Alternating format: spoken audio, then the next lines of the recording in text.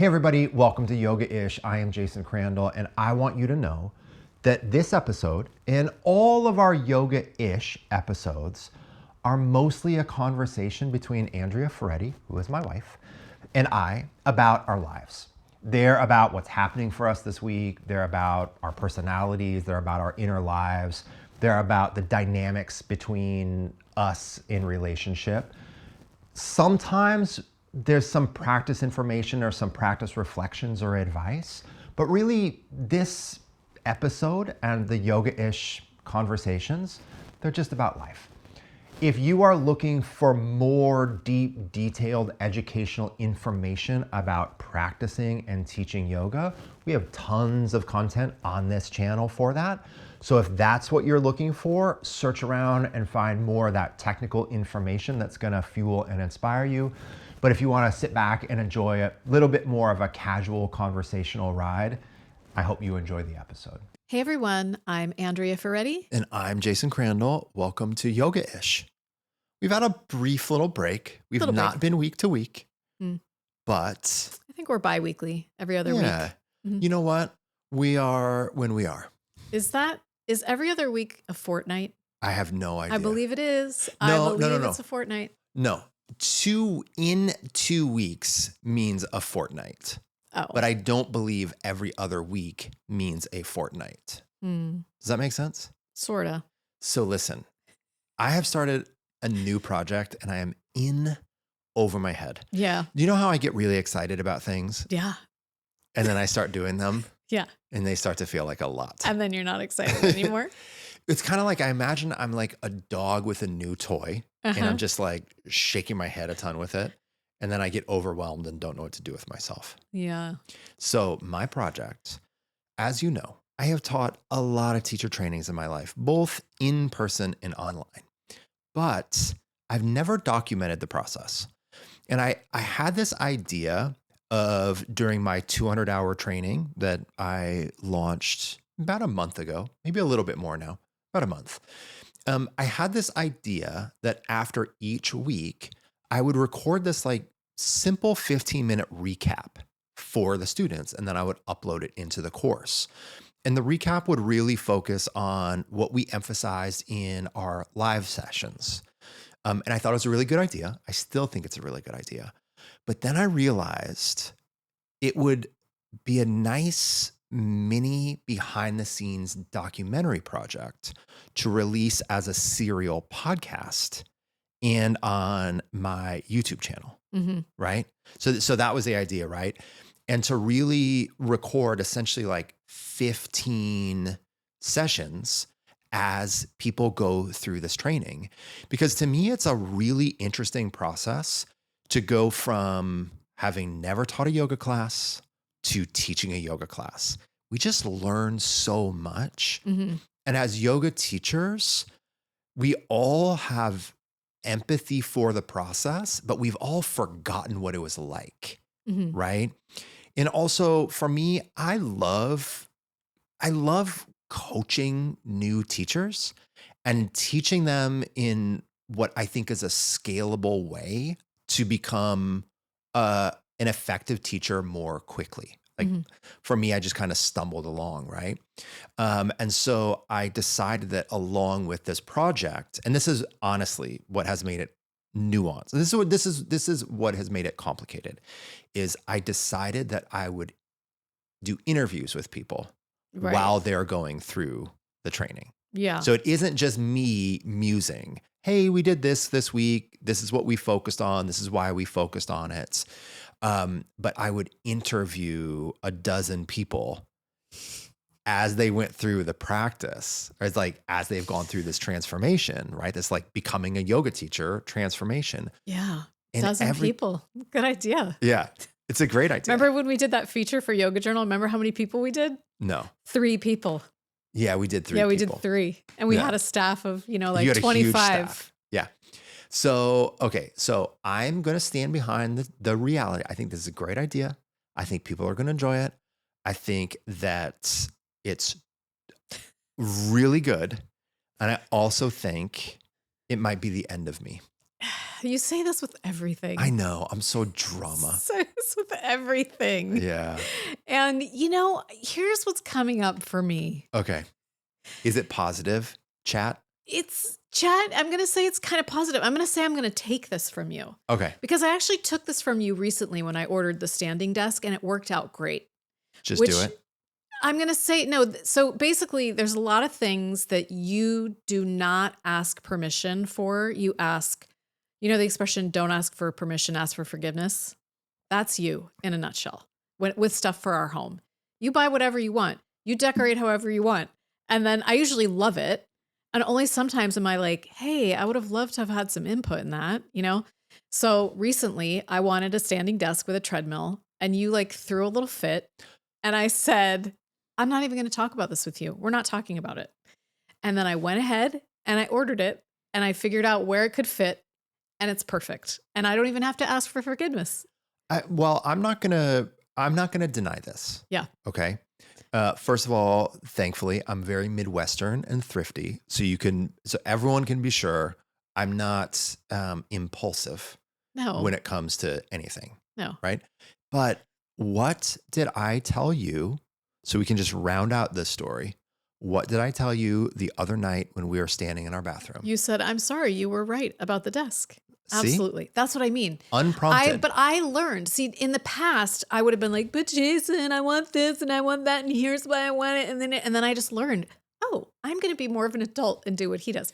So right now, what I'm going to say about this project is, I already lost my train of thought, is just what's interesting about you is, and we all do this, we repeat things, right? Yeah. Especially when you're married, you see the person repeating. Stepping on the same rake. You witness the person repeating the same, stepping on the same rake. So this is very you. You go through a period where you have a slight pause and you fill it up with something that is so over intense. And then you go through a whole emotional process of this and anyway, and so, in some ways it affects everybody because it affects the schedule of the family and all these things. And then you talk to me about it and I might provide an appropriate, devil's advocate response or let's change it like this. And here's what I'm getting to. You stand by your convictions. I have a vision. You stand by things so much. So you know what? I'm going to learn this from you. I am learning this from you. Okay, this is starting to go a direction I didn't anticipate. I don't know what you wanted me to say. No. I'm all for this conversation. Okay. Also, this is yoga-ish where we talk a little bit about yoga.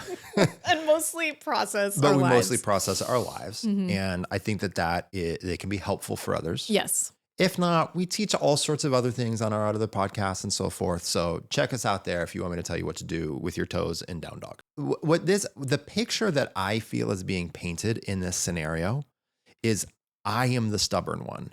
And I am going to say this. I am one of the stubborn ones. What am I stubborn about? Literally everything. Really? Oh my God. Who, generally speaking, has been the accelerator in this family? Who has been the brakes in this family? Well, yeah. Okay. But I'm always right. Uh-huh. The things I've accelerated have always been right. You are frequently right. I'm also often right with my vision. I know. Right? So wait, is that what I'm genuinely curious what you think I'm stubborn about. I think I'm very massively stubborn. I think I'm very flexible. Yeah, so do I. Well, you are in a certain way. So I think we collaborate. Okay, let's remove stubborn. Okay, and I will acknowledge I'm the one that brought it up. Also, this is not what we had planned to talk about. Okay, no. But that's okay. We'll get to other things that we've planned. So here's what I think.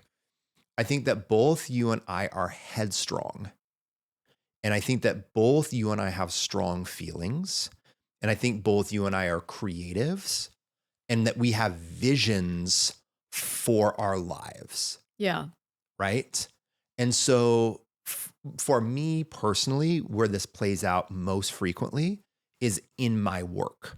Right. For me, I have a vision for a training, or I have a vision for a piece of content, or I have a vision for what I want the podcast to look like and so forth, right?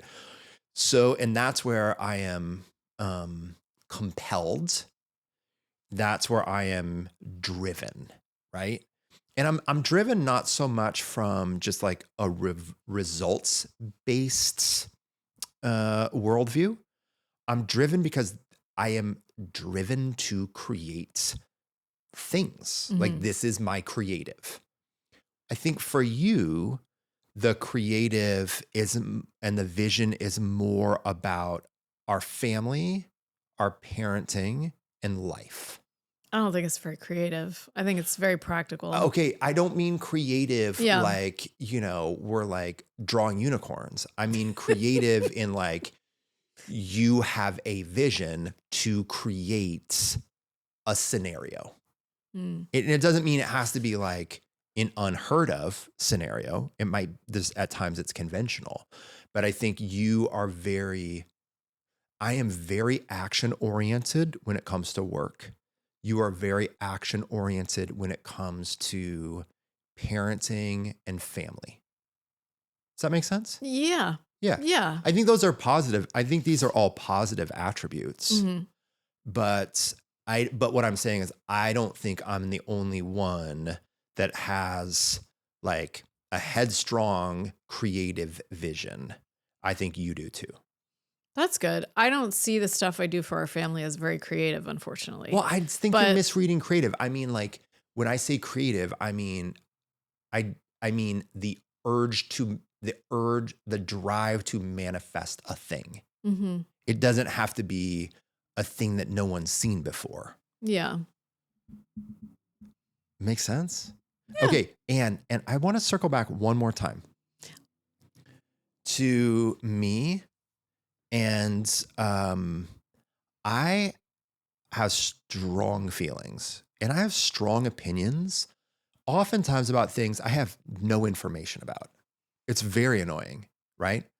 But I am totally willing to eat crow and change my mind. You are very flexible. Yeah. So in that way, and I think you are too. I actually think that. I think we're both pretty emotionally honest. Like we don't try to win to win. We're pretty collaborative as people. So like we always just want what's best for the situation. So I don't think we cling unreasonably to like when we're having a conflict. Yeah, I agree. Yeah, we just don't. It's like, yeah. In fact, there's times I get kind of annoyed with my intellectual receptivity to the countervailing argument. Not so much with you, but oftentimes with politics, right? Yeah. I'm like, okay, I think these people are insane and my instinct is to hate them, but let's hear them out. No, I'm the same. That's very good. Yeah. This is a good quality to hear other people out. No, this is a good quality. I think we both, I think we would both still encourage ourselves and other people to then practice discernment, right? That's what leads you to not, but only blind faith is just not our thing. No. Do you sometimes wish it was? Not with the state of the world right now. No. No. Okay. No.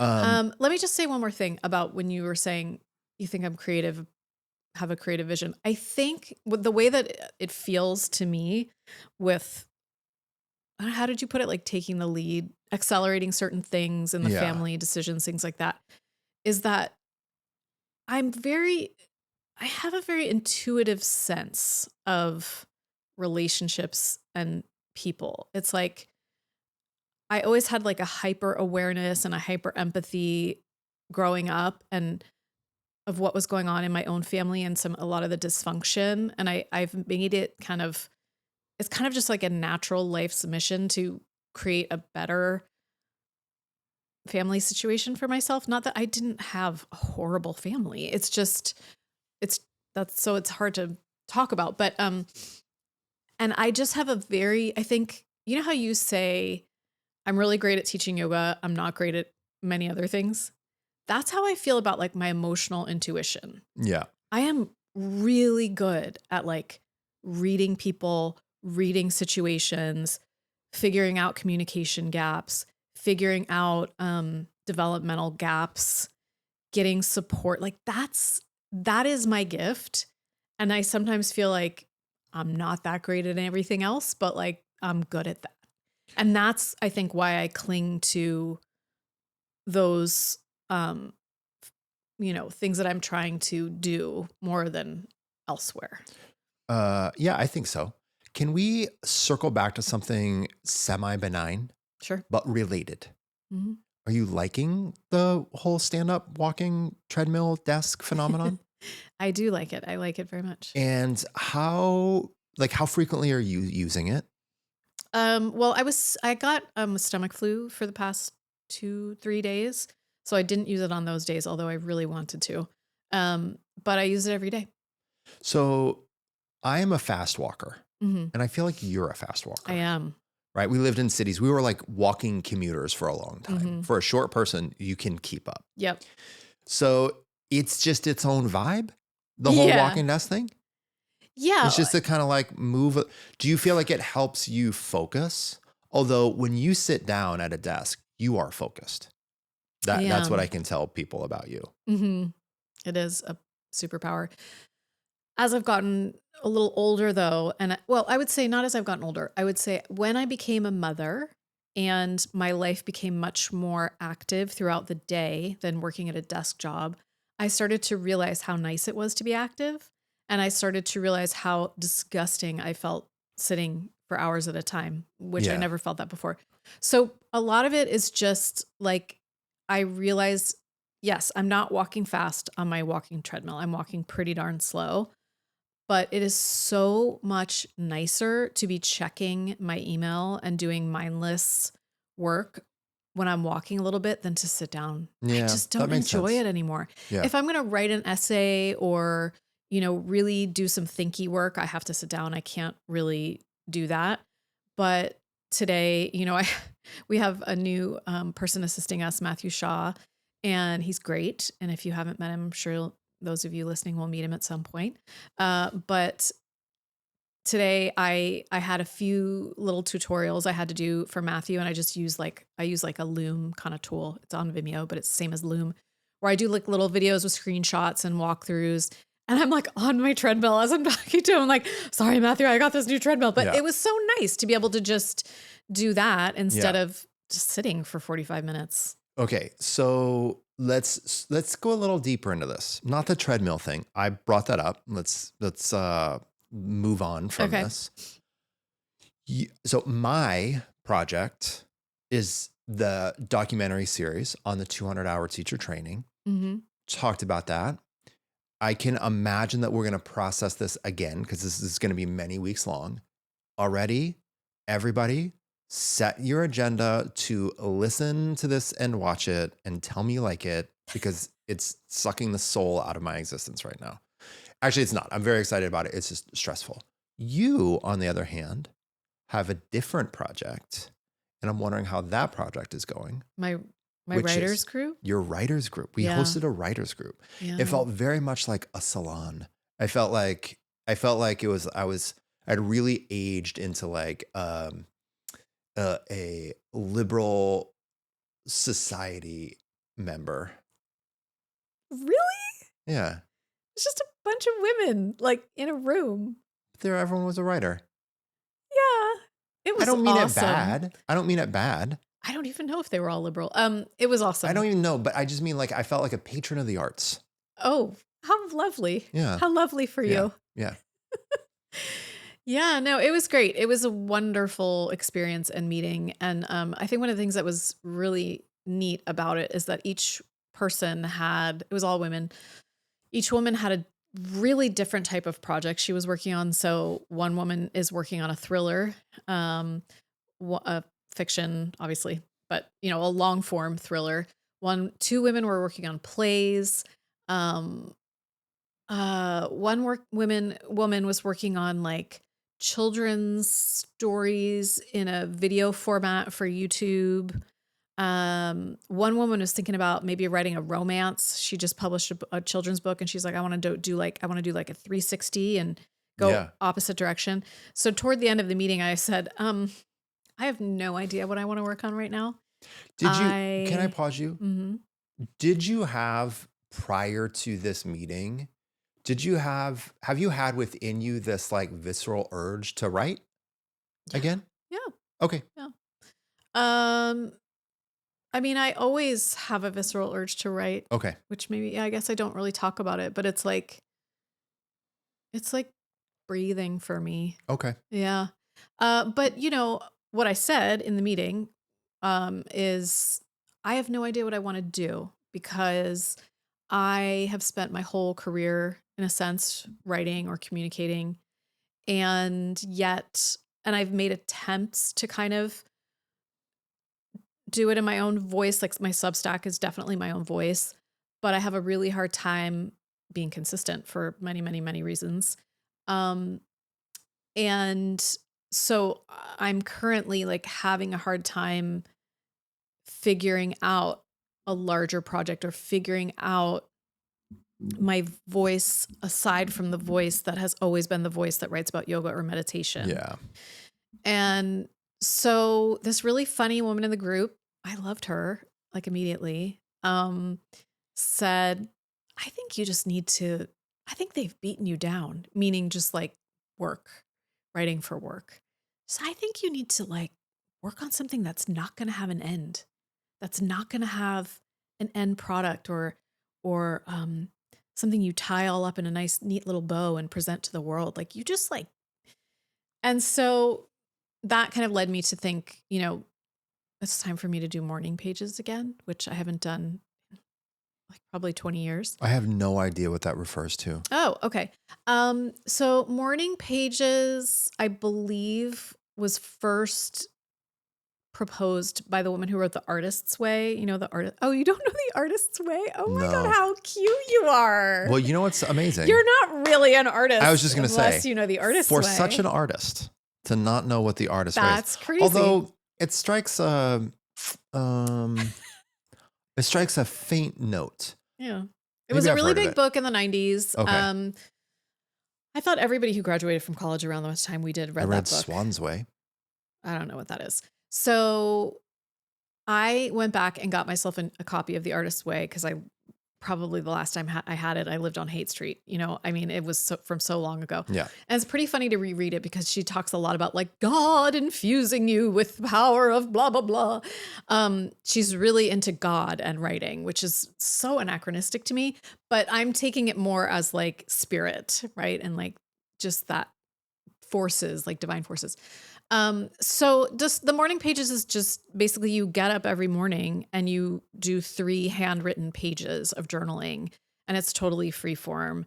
And a lot of it is to just get it out of your system. It's not even necessarily to like write about anything, but the idea being that eventually morning pages will kind of lead you to what you really care about and what you really want to write about.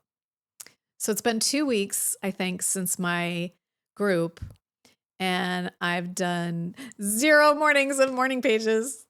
Well, that's a perfect consistency. So, right? We've been very busy. Think about it I that think that's way. why I started crying before this podcast and saying, I realized how hard homeschool is. She was crying right before this podcast. I'm finally realizing how hard homeschool is. Also, can I just say, because I don't know if people will see this podcast. Yeah. Although we are recording things. Gorgeous? You look great. Yeah. Is that what you were going to say? It really is what I was going to say. Yeah. I was going to say, for someone that was crying right before we started filming, you didn't like puff up, no runny mascara. You don't sound too congested. Yeah. Yeah. You really pulled yourself together. Thanks, sweetheart. I feel like you've had good practice over the years. I sure have. Yeah. Sure have. Okay. So let's segue into, we are 2 weeks into our teacher's reset. Yes. And this is something that is always, I think, so nice for us to do. Going back to the conversation earlier about me being very compelled to teach and to engage and to like innovate and iterate on this topic of being a yoga practitioner. I think one of the things that we like to do in the reset is just hold some hands, kind of go back to the basics, come back to our practice. And as teachers, just be in the role of being a student again. Mm-hmm. Right. And I think that that's a big undercurrent, if you will, of the reset is just resetting ourselves by being a student again. Mm-hmm. Coming back to our practice and just kind of simplifying. One of the nice things for me about this course, in addition to that, is I do it with you. Yeah. Yeah. And it's nice to, I mean, we do our podcast together and so forth, but it's nice to create a little bit of a more structured, cohesive training. You are teaching meditation in the course so far. Do you want to talk about your experience with that? Yeah. So, yeah, it's nice for me too to create content and then be able to do the live calls and interact with students because I don't get a whole lot of that. I definitely don't get nearly as much of that as you do. Um, and I would say I feel I'm really making it an intention to just own who I am and my own teaching and contribution right now. So You struggle with that though. yeah, I do. I struggle with clarity around that. You struggle with clarity about your particular role or No, your no, audience. no. In terms of teaching meditation, like what am I really trying to help people do? Because there's just so many ways you can do it. And the ways that I have been exposed to meditation have been very separate from yoga practice. And so I'm trying to really think about like making it, just making it doable, Yeah. making it realistic. And when when I did that, it just felt very liberating. So this time I'm really focusing on teaching people how to do like short meditations that they can then replicate on their own at any time during the day. I think for a long time I was like, well, I want to make sure that I'm like true to the techniques and the 4 foundations of mindfulness and just making sure I'm being really traditional and giving people the foundation. And I do think that that's important. But for this program, it's like, no, what's important is actually feeling good. And if someone could take this with them into their everyday life, that would be a huge accomplishment. You know, this phenomenon has been profoundly difficult for me as a teacher, literally for decades. And I think that there's so many teachers like myself and like what you're articulating. I'm going to say it slightly different, but essentially they have to choose, are they teaching yoga from a more traditionalist perspective of transcending the human condition? Or are they teaching yoga from the perspective of managing the human condition? Mm-hmm. And for me, for a long time, I wanted to be, I don't want to say a more traditional teacher. Well, yeah, I will say a more traditional teacher. So a more traditional teacher, not necessarily traditional with regards to a traditional approach to asana, but a more traditional, we're learning yoga in a more originalist interpretation, which really isn't about making ourselves happier and more comfortable, but about transcending the trappings of Prakriti. And then I don't know what shifted over time. I think it was more within myself, probably where I had a greater clarity that no, for me, I'm a householder. Same. Right? Same. And I can't even begin to think about transcending this whole scene before I'm better at managing it. And it's pretty much a daily task for me to manage my human condition, let alone transcend it. And I started to get to this place internally where I was like, look, I don't want to bypass the whole managing of the self and go to the transcending of the self, because then it's not, I don't buy it. Yeah. Well, and I don't buy it. there are leaders who do that and I remember I don't buy it. I remember a friend going to Adyashanti and he's very much like that. And he admits it. He's like, I don't pay my bills. Like I can't, Yeah. I don't really manage in the day to day. That's not who I am. That's not my scene. Yeah. And that's not my scene either. Yeah. You know, and good on him. I think he's a really good teacher and a lot sure. of things he does and For says sure. are like fascinating. For sure. But it's not me. And someone like that can play a role because all of us even if we're a more modernist, pragmatic manager of the human condition more than anything, it's still nice and intellectually interesting to have as part of our teaching the more transcendentalist components. Yeah. Right. But I just feel like there's so much for me to manage. So I think your contribution of just landing in that zone and owning it. It feels really good. Well, honestly. it is who you are. And yes. I mean, so it feels like it's funny that it took me this long to realize it, but it just sort of has happened in the past few months. Like this is my contribution and it's really the difference, like you were saying, the difference between like very traditional yoga and transcendence and then managing. It's like, it's the difference between like deep states of meditation, like the Buddha who sat forever and ever, right? And mindfulness, everyday mindfulness. Yeah. This is why John Kabat-Zinn like developed what he developed, right? It's like you want to be able to touch into it throughout your day. You want to be able to touch into it when you are faced with an extremely triggering, difficult situation. And I feel like I'm finally able to do that, not perfectly all the time, but like much more in my life, and managing things. It's like I'm it's a story that's a little too personal. I don't want to tell about someone in my family, but you know, and it's a great feeling. So to just have that as a tool and to have that as a refuge. Yeah. Yeah. You know, I'm just going to say this. My brain is still saying, not on any one person, but my brain is just still sticking on, for me personally, I have just never really bought in. I'm just a pretty intense skeptic.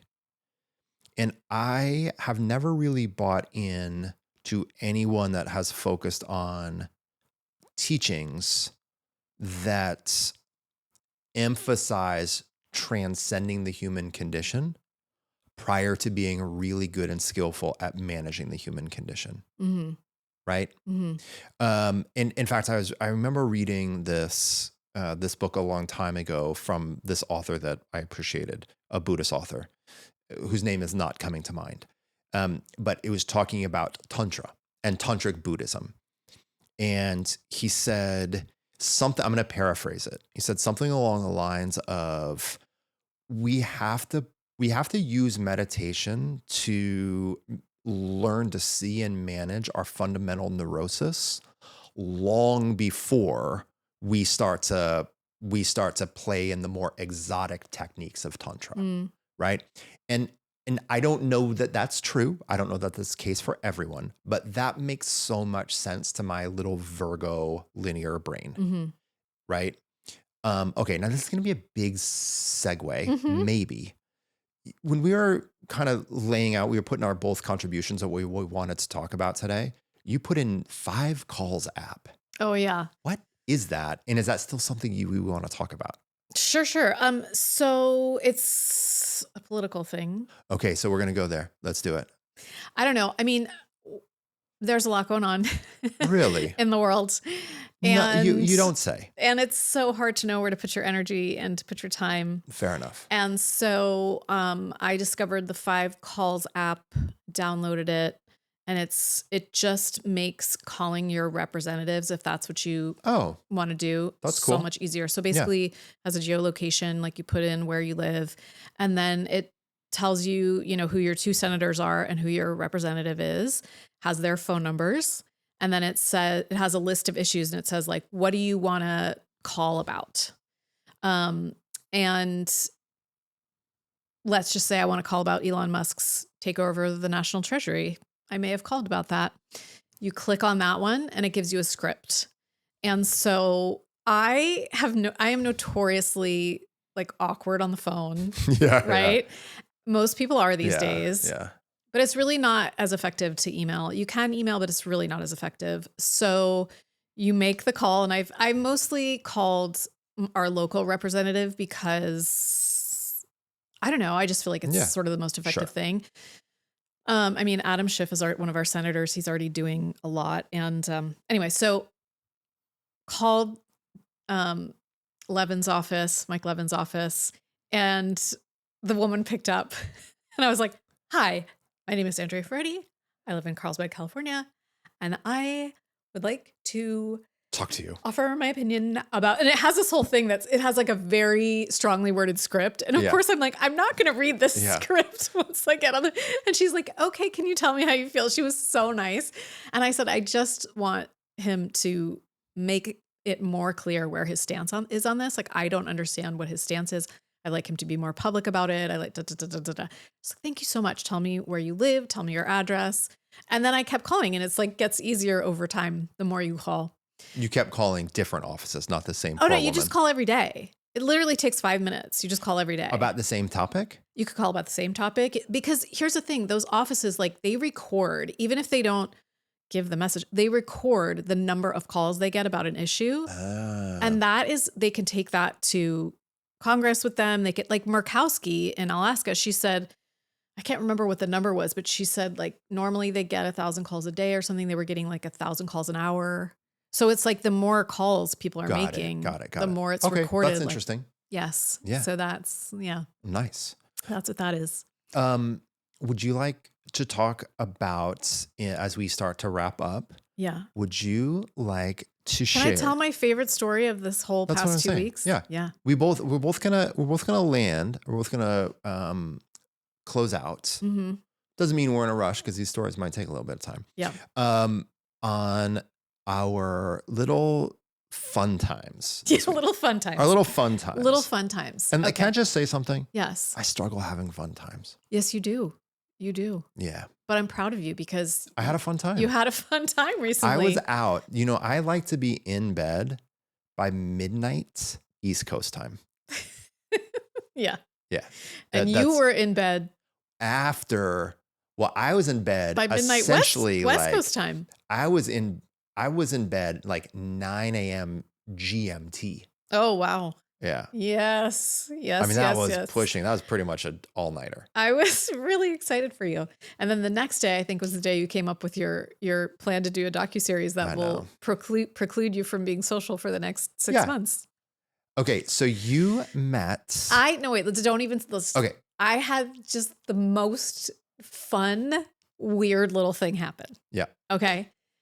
So, and it happened like 2 weeks ago. So I don't even know if I can tell the story as well, but I'm going to really reel back and give some context for the story. You have a friend from high school. His name is Mike O'Brien. Mike is in both of our stories. Yes. Well, but yeah. You have a friend from high school. His name is Mike O'Brien. Mike O'Brien is a very successful comedy writer. He wrote for SNL. He was a cast member for a year. That's all you really have to say. And, he's just like an incredibly talented person. Right now, he is a guest star on What We Do in the Shadows, which is a hilarious show on Hulu if you haven't watched it. Very talented guy. He wrote a series called AP Bio. It's now streaming on Netflix. It's like such an ad for Mike O'Brien. And you and I have loved AP Bio since it first came out a few years ago, because it's written by Mike and because it is set in Toledo, Ohio, which is where you guys are from. And so, and like the premise of it is a Harvard professor kind of fails, and he has to move back to Toledo, which is terrible, into his dead mother's house and become an AP Bio teacher at a local high school. And his whole MO for like 2 seasons is to get the hell out of Toledo. Okay. So we think this is funny because we both got out of our hometowns. We think it's funny because a lot of the references are accurate. Like the fancy restaurant on the show is like where you took your prom date, things like this. Yeah. We think it's funny because there's so many things that Mike writes about that you're like, oh my God, Mike loved that video game growing up. Yeah. Oh my God, this is so funny. So we've always loved the show. I started watching it again recently while I was making dinner, and Sophia came downstairs and was like, oh, this show is so funny. Can I watch it with you? And we're like, yes, so good to have like a funny show that we can all watch together. So we, as a family, binged it. We watched 4 seasons straight in a row. Like every night, Sophia would come down and be like, let's watch AP Bio. And we would laugh and talk about it. She thought it was really cute that like you knew Mike and all these things.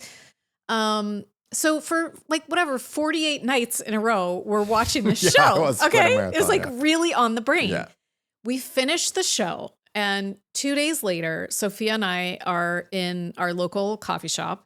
And she's just been like riding her horse. She's in her horse clothes. And I've just ordered my coffee. And there's this thing about the coffee shop that drives me crazy where there's nowhere to stand and wait for your coffee. Everybody's like, are you in line? And you're like, no, I'm not in line. And if you go too far over, your butt is like in the person's face at the table next. It's just like really awkward. So I'm having this awkward thing where everybody's asking me if I'm in line. And I'm like, no, I'm not in line. I look at Sophia and I start like bitching to her. But I'm like, I can't stand how they moved the pickup point for the coffee. So you never know where to stand because and as I'm talking to her, I look over and this man walks in and he just looks like your average Carlsbad dad, which is a good thing. Carlsbad dads are handsome fellas, right? Baseball hat, athletic looking, walks in. And as I'm talking to Sophia, I lock eyes with him and I go, Glenn Howerton? And he's like, his eyes are on me because I'm literally like, he walks out, locked eyes with this poor man. And he's like, yeah. So Glenn Howerton Is the lead, the star of AP Bio. Of AP Bio. Okay. Yeah. So I go, Glenn Howerton? And he goes, yeah. And I walk up to him and he goes, do I know you? Because like the way I locked eyes with him. You're like, Glenn, it's been so long. Don't you remember you took me to our formal in college? Like he literally thought like I was some woman from his past. So I just stick my hand out and I'm like, oh my gosh, I'm Andrea. We're huge fans. And so I tell him like, we literally just finished AP Bio 2 nights ago. And he's like, oh, no way. And I said, and my husband went to high school with Mike O'Brien. And I'm like talking so fast because, you're excited, but you're also really embarrassed that you've actually like crossed the line. I lived in LA. My sister has lived in LA for 30 years. I have seen so many stars. I have never for a second been compelled to go up to like, I've seen J-Lo. I've seen Gina Davis. I've seen Anthony Hopkins. I've seen so many people. I've never ever gone up to anyone. I went right up to him, stuck my hand out, start telling him this story. And then I look over at Sophia and I'm like, we watched it with our 12-year-old. You know how your 12-year-old never wants to watch anything with you? She loves it. I'm like, Sophia, come over here. And she comes over and I'm like, Sophia, it's Jack Griffin, who's the name on the show. Because I'm impressed that you remember that because I never know I don't know those how things. it came to me, but I knew she wouldn't know who Glenn Howerton was. And she's really bad with faces. Yeah. So, and she's like, oh my God. And so what I really wanted to tell him was, and Jason's going to see Mike O'Brien this Saturday, but thankfully I refrained because I was getting psycho. Like I said, that rat poisoning, did you know I did this part? No. I said, that rat poisoning episode was so funny. And he was actually really happy. Yeah. I said that. I said, I looked you up afterward. I saw that you went to Juilliard. I'm like getting a little too crazy. Yeah. And he's like, he just was really nice. I'm like, are you local? And we chit-chatted for a little bit. And I picked up my coffee and embarrassedly said goodbye. And that was it. I think you handled yourself really well for a star. Yeah. I mean, Because it was just, we had just finished this year. He was so in my head. So he's not a household, he's not like a household name, but he's. If you it's Yes. Always Sunny is like the longest running, one of the longest running sitcoms. So that, if people don't know, He was like on the Mindy Project. He's been on a lot of things. Oh, he was on the Mindy Project. Yeah. I forgot about Yeah. that. He's been on so many things. Yes. No, he's a huge star. Huge. Yeah. But I knew, like, he was just so in my mind because we just finished it, the Mike O'Brien thing. And then I knew that you were going to see Mike that Saturday. So I texted you on the way home. Sophia and I were all giggly about it. She was so cute. She's like, Mom, I don't think it was that embarrassing because of the whole Mike O'Brien thing. Yeah. That kind of diffuses it. That's like, Yeah. Yeah. Hopefully. So then I texted you on the way home. I said, you will never in a million billion years guess who I we would saw never at have Lofty guessed. Coffee. We get I was home. starting to think it must have been one of my exes. Oh God. I know all your exes. That wouldn't be that exciting. Yeah, it would not be. So I walk in the house and you look at me and I say, Glenn Howerton. And what did you say? I have no idea. You were what I like, said. he's like the only star I would ever Oh, want to I'd meet. be so excited. Yeah. Yeah. So you then, this leads into your social thing. This leads into my social thing, which is, so in our friendship group in high school, Mike was one of them, but another person was named Jay Larinaga. Jay was the captain of the basketball team when I was the captain of the hockey team. And we were friends. And we kind of had this like group of alternative kid friends. And Jay, like I've told you, is one of the nicest, most earnest people I've ever known in my life. He was an exceptional basketball player. His dad is a really famous college basketball coach. Right. Yeah, like one of the most like longest careers of all time, all this. He just retired this year. Anyways, Jay played professional basketball in Europe for a decade. And then he was an assistant coach for the Celtics for 9 or 10 years. And then he became one of the assistant coaches of the Los Angeles Clippers. Now, pause. Your nephew, Keegan. My sister's son, my nephew. Yeah. Who I talk about a lot. Yeah. So Keegan was raised on the Clippers. He loves the Clippers. And he played basketball growing up. And he played too. basketball. And he also is just, he loves the NBA. Yeah. And he is in college to do data science and sports management. So like this is his whole thing. He wants to work for the NBA doing some kind of data analytics. Right. And then your sister's ex-husband, so his father is Jim. Yeah. Jim is a season holder. They've season been ticket season holder. ticket holders since the Clippers were like terrible. Yeah. Like they are die-hard fans. Long time. Long time fans. So anyways, long story short, I reached out to Jay and reconnected with him, which has been really fun. We've been like texting all the time. Like it's really nice to reconnect. But so he set us up so that we could have. Because Jay is now a coach for the Clippers. Yes. I don't know if we said that. Yes. So he set us up so that we could go to a game and have floor passes. And the cool thing about the floor passes is so you can be there 2 hours early. So you can be on the floor when all the individual players come out and warm up. So it's quiet in the room. Dream come true for my nephew and my Because if you've been brother-in-law. if anyone's ever been to an NBA game, it is sensory overload. Yeah. I've spent a lot of time going to professional hockey games. I've been to Premier League games. I've been to NFL games. Nothing, a lot of Giants games, nothing compares to the sensory overload of an NBA game. It's such an enclosed space. It is so loud. So they just play like super loud music the whole time. It's really weird. Yeah. But the warm-ups are very chill. And you get to be like on the court when people are warming up. Yeah. And so we got to connect with Jay. And so we had a great time then. And they were super excited because they got to take a picture with their favorite players. Right. Like on the court when they're like all it's like sweaty. a dream come true for them. Yeah. And I got to reconnect with Jay, which was great. And then during the game, they went and sat in their seats. And then I sat with Jay's wife, which was great because I got to meet her. And we got along really well. And Mike O'Brien. So you got to connect because you and Jay and Mike were all friends in high school. Yes.